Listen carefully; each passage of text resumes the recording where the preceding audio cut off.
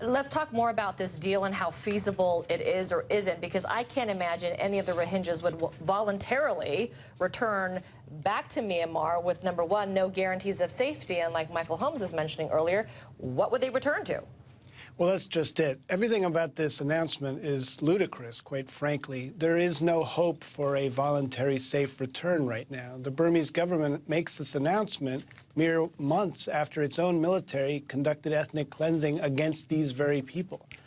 We've spoken to hundreds of refugees in Bangladesh, none of whom voiced any willingness to consider returning given certain circumstances right now.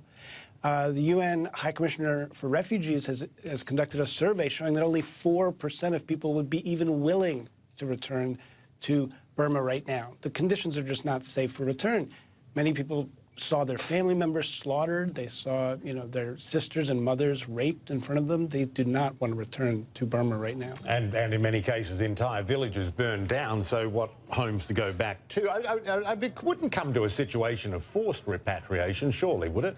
Well, I think if you put two and two together, this is forced repatriation. Bangladesh knows that many of these people don't want to return. The fact that it will take 2 years under their timeline is the dead giveaway that they know that it will not be something that people want to take part in. It will have to be compelled in one way or another. So that's your giveaway. What would that right look there. like? I can't imagine. Well, actually, interestingly, 20 years ago, we wrote a report about the forced repatriation of Rohingya after ethnic cleansing in 1992-93, and the same thing happened. There was a little bit of compulsion. There was money paid out.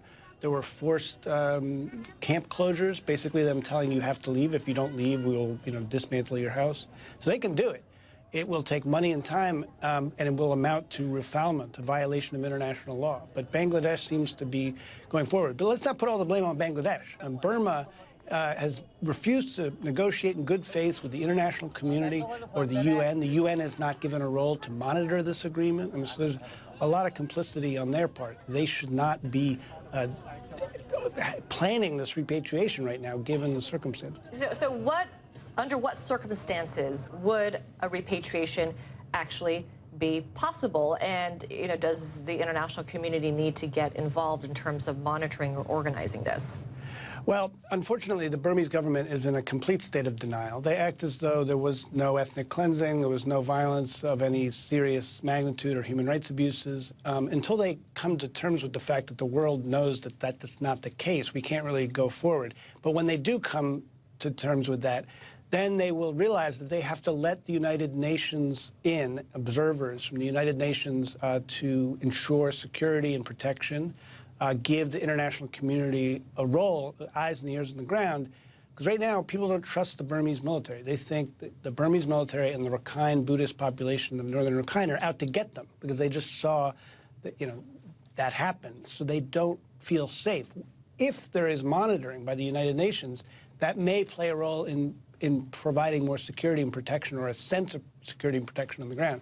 Until Burma comes to terms with that, every return that we're talking about under any circumstance would be forced return, involuntary, and a violation of international law. John Sifton with Human Rights Watch, appreciate it. Thanks so much for your time. Thanks for having me.